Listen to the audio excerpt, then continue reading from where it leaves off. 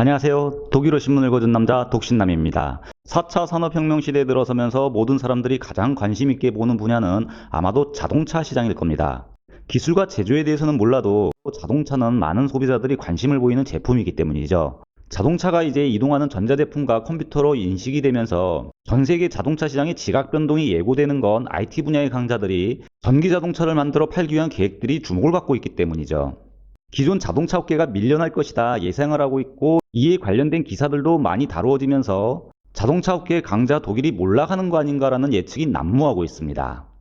이런 가운데 처음으로 독일 자동차 업계에서는 공식적으로 애플이나 구글 등을 두려워하지 않는다라는 자신감 있는 말이 나왔습니다. 거대 IT 기업이 자동차 시장을 순식간에 장악할 수 있다. 그건 당신 생각이세요 라고 말하는 주장을 독일 자동차 업계가 처음으로 얘기한 겁니다.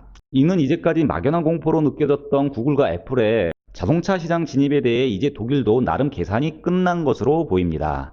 오늘은 이들의 자신감에 대해 분석을 해보겠습니다. 최근 자동차 산업계에서는 현대 기아 자동차와 애플의 전기 자동차 관련 협상 중단이 최대 이슈였습니다. 독일 언론들도 이를 신속히 보도했었죠. 현기와 함께 닛산도 협상을 중단했습니다.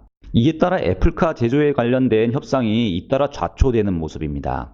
알려진 가장 큰 이유는 당연 하청업체가 되지 않겠다는 자동차 업계의 의지가 강했기 때문이죠. 협력이 아니라 단순 생산기지로 전략하지 않겠다는 의사표현이기도 합니다. 특히 애플이 아이폰 제작으로 보여왔던 기존 관행, 즉 파트너십이 아닌 애플 자세의 우선주의와 비밀주의의 관행이 기존 자동차 업계와 충돌을 하고 있는 모습입니다. 물론 애플이 찾는 협력업체가 아예 사라진 것은 아닙니다. 일부 독일 언론들은 아직 애플의 협상 대상자가 모두 사라진 것은 아니라고 보고 있습니다. 독일 일간지 메어커는 2021년 2월 14일 기사에서 독일의 자동차 프리미엄 제조업체와 협업이 여전히 가능하다고 말을 합니다. 먼저 신문은 애플의 자동차 시장 진출은 아주 진지하다고 설명을 하면서 애플은 이미 자율주행 자동차 시범운전을 3만 킬로 이상 완주했다고 밝히고 있습니다. 즉 이 분야에 꼭 진입하려는 의지는 아주 확고하다는 것이 독일 언론들의 주된 의견이죠. 그러나 이를 위해 애플이 정말로 필요한 것은 협력사로 최근 한국 업체 현대, 기아 그리고 닛산이 잇따라 협상 중단을 선언했다고 밝히고 있습니다. 그럼 누가 남아 있을까요? 신문은 독일 콤메츠방크 자동차 시장 분석가 데미안 플러스의 말을 인용, 애플은 적어도 글로벌 생산 네트워크를 가지고 있고 전기 자동차를 만들 수 있는 능력이 되는 업체를 고르려 한다고 밝히고 있습니다. 웬만한 독일 자동차 기업은 모두 이에 해당이 되죠. 그러나 폴크스바겐은 이미 자율주행 관련 마이크로소프트와 협력을 하겠다고 선언을 했습니다. 이에 따라 애플과 같이 일을 안 하겠다는 의사를 전달했다고 신문은 밝힙니다.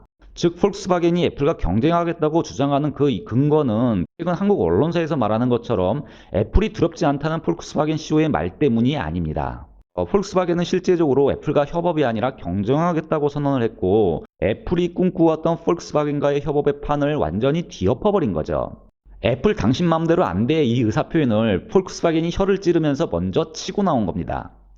그럼 벤츠나 BMW가 남는데, 벤츠는 그 존재가 벌써부터 남다르고 정체성이 아주 중요한 회사입니다.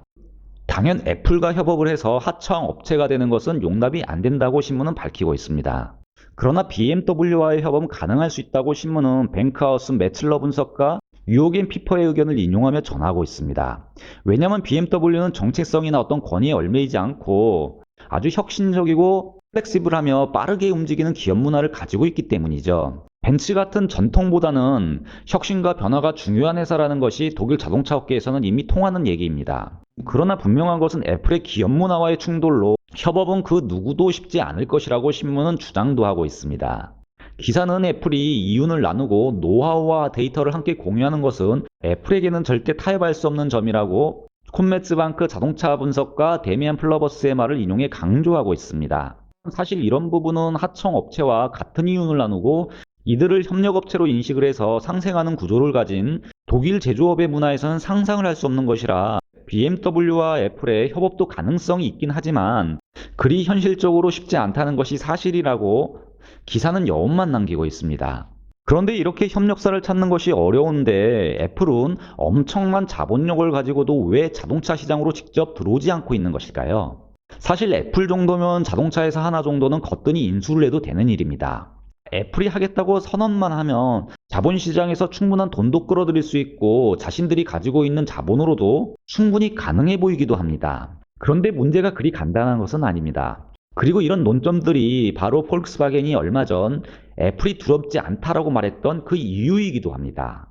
일단 애플이 자동차 회사를 인수하면 지금 자동차 회사가 가지고 있는 리스크도 함께 떠안아야 되죠. 독일에서는 이를 브릿지 리스크라고 하는데요. 내연기관 자동차에서 전기 자동차로 시장이 전환되는 이 과도기에 사실 자동차 회사들이 얼마나 많은 손해를 보고 시장에서 리스크가 작동할지 아무도 잘 알지는 못합니다.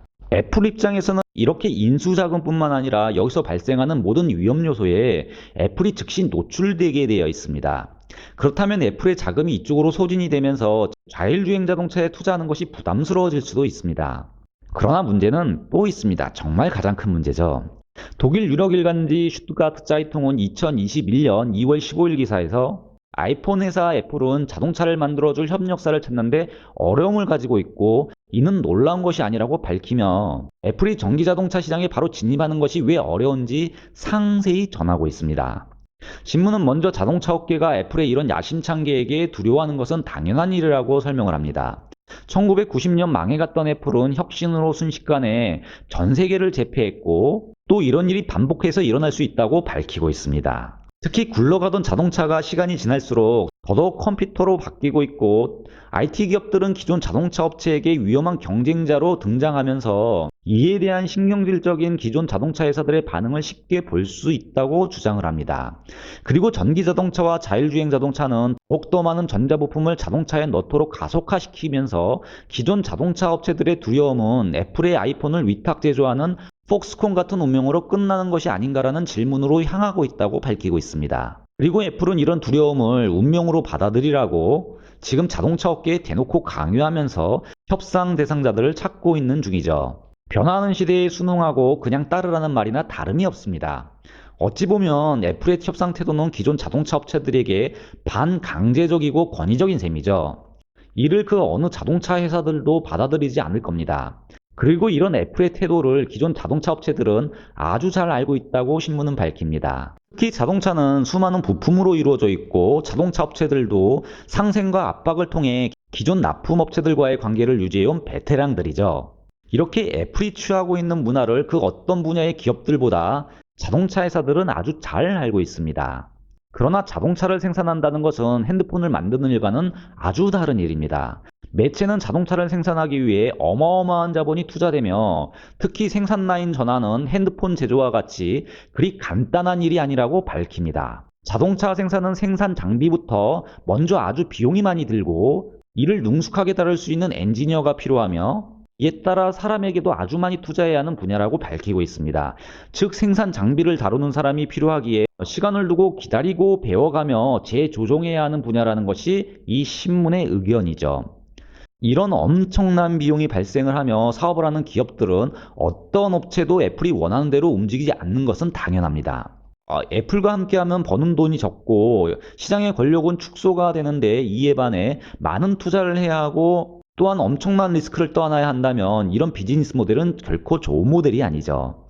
차라리 하지 않는 것이 낫다는 것이고 하면 바보라는 얘기가 됩니다. 지금 자동차 업계가 받아들일 수 없는 것을 애플이 요구를 하고 있거나 애플이 자동차 시장을 너무 모르고 쉽게 다가가는 무식한 행동이라고 주장을 하고 있는 것이죠.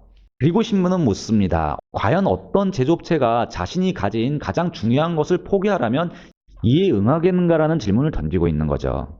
그리고 이런 이유가 현대와 닛산이 애플과 협상을 중단한 가장 큰 이유라고 밝히고 있습니다.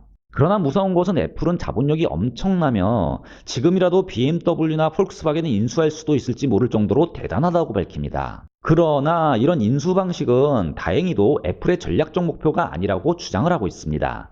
애플은 제2의 테슬라가 되는 것도 원하지 않는다고 밝히고 있죠. 즉 애플은 디자인 회사로 남으려는 것이지 직접 자동차를 테슬라같이 제조하는 회사가 되지 않겠다는 설명입니다. 가장 중요한 것은 테슬라가 성공했다고 애플이 성공한다는 법이 없기 때문이죠. 바로 테슬라의 앨런 머스크와 같은 사람을 찾는다는 것은 아주 어려운 일입니다. 그는 엔지니어로 열정이 있고 세상을 변화시키고자 원하는 아주 독특한 사람입니다. 지금의 테슬라를 만들기 위해 이혼했던 전 부인으로부터 돈을 빌리고자 찾아가기도 했고, 공장 바닥에서 몇 개월 동안 잠을 자면서 테슬라를 살려내기 위해 고민을 했던 인물입니다. 그리고 자사 직원들에게 밤새워 일하라고 강요할 수도 있는 리더십을 갖춘 인물이죠. 거기에 운도 있었습니다. 자금이 부족할 때 독일 자동차 메르세데스 벤츠가 테슬라에 10%를 투자하며 기사회생하게 됩니다. 그러나 이제 독일 업체들은 그런 일을 다시는 반복하지 않을 겁니다. 즉, 자동차 회사의 공장을 만드는 일은 아주 어려운 일이고, 이를 판매하는 능력까지 갖춘다는 것도 쉽지가 않죠. 앨런 머스크가 있기 때문에 가능했던 겁니다. 신문은 앨런 머스크는 생산 라인을 멈추고 문제를 찾아낼 만큼 이런 도전을 받아들이고 즐겼던 인물이라고 평을 하고 있습니다. 앨런 머스크가 없는 테슬라는 도저히 상상할 수가 없죠. 그리고 애플도 이런 독특한 천재적인 경영자를 과연 찾을 수가 있는가 생각하고 있을 겁니다. 이에 반면 전기 자동차를 만드는 일은 아주 쉽습니다. IT 기업이 돋보이는 이유가 바로 여기에 있죠. 신문은 내연기관 자동차보다 훨씬 간단히 만들 수 있는 것이 전기 자동차라고 말을 합니다. 그러나 이는 기존 내연기관 자동차 제조업체에 해당되는 말이지, 자동차를 전혀 모르고 자동차의 베이스도 없는 다른 IT 기업에게 해당되는 얘기는 아닙니다.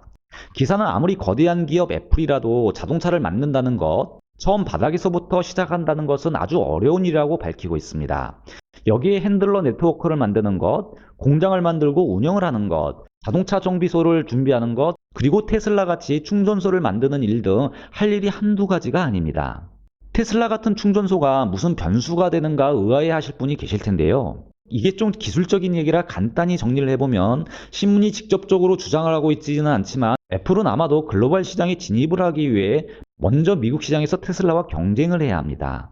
그러니까 애플의 경쟁자가 기존 자동차 업체 독일뿐만이 아닙니다. 이미 테슬라라는 강력한 경쟁 업체가 존재하고 있는 것이죠. 그리고 테슬라가 고객들에게 뿌려주는 서비스 같은 형태를 적어도 흉내는 내야 하는 형국입니다. 그중 하나가 바로 이런 충전소인 것이죠. 테슬라는 독자적인 충전 포트를 고집하는데, 이는 급속 충전이 훨씬 원활하고 호환성 문제에 있어 한 가지 표준에만 맞추기에 아주 사소한 부분까지 소비자들에게 좋은 서비스를 제공할 수 있기 때문입니다. 그러나 이런 사실들이 기존 자동차 업체들을 안심하게 할 수 있는 것은 아니라고 신문은 밝히고 있습니다. 애플과 같은 기업이 자동차를 만들겠다는 것은 그 자체부터가 위협이며, 또한 기존 자동차 업체는 이 내연기관 자동차 시대에서 전기 자동차 시대의 과도기를 넘어야 하는 과제가 있다고 밝히고도 있습니다. 즉, 전기 자동차 시장에서 일정 기간 손해는 발생을 하고 있고, 이와 함께 내연기관 자동차 시장에서도 이익이 점차적으로 감소하는 기존 자동차 업체들에게는 냉혹한 찬바람이 부는 이 과도기를 말하고 있는 겁니다. 또한 생산 라인 자체를 모두 디지털화해야 하는 부담도 있다고 신문은 밝히고 있습니다. 그리고 이런 점에서는 구글과 애플보다 분명 뒤져 있다고 신문은 설명을 합니다. 그러나 이런 장단점 말고도 더 중요한, 가장 중요한 문제는 고객의 니즈를 맞추는 일입니다. 소비자들은 아마도 새로운 자동차를 산다면 기존 사용했던 물건에서 가장 친숙한 물건을 고르게 될 것이라고 신문은 밝히고 있습니다. 그리고 이제까지 소비자들이 사용했던 디지털 제품에서 이런 표준을 찾게 되겠죠. 그게 뭘까요? 그것은 바로 스마트폰입니다. 기존 자동차 제조업체는 이제까지 긴 개발 사이클을 가지고 있는 이동하는 하드웨어와 다이나믹하게 변화하는 소프트웨어 사이에서 조화를 찾아야 한다고 밝히고 있습니다. 그러나 이런 문제는 IT 공룡기업도 마찬가지라고 신문을 주장합니다. 그들은 스마트폰은 잘 알아도 자동차라는 하드웨어를 생산하는 방식을 잘 모르고 있습니다. 자동차 한 대를 생산하는 데 들어가는 시간과 자본의 비용은 스마트폰보다 훨씬 길고 복잡하죠. 스마트폰처럼 감성과 직관만으로 자동차를 생산할 수 없다는 것은 사실입니다. 그리고 이런 프로세스를 IT 기업은 잘 모릅니다. 특히 제조업은 기술로만 되는 것이 아니죠. 조립 라인에 투입되는 인적 자원의 능력이 정말로 중요합니다. 테슬라도 이 부분에서 굉장히 혼쭐이 났죠. 자동차는 이렇게 쉽게 만들어지는 것이 아니죠. 거기에 독일 자동차 업체들은 이미 홀류 생산을 하고 있는데, 전기 자동차를 다품종 소량 생산까지 시장이 요구한다면 최대의 강자는 독일이 될 것이 분명합니다.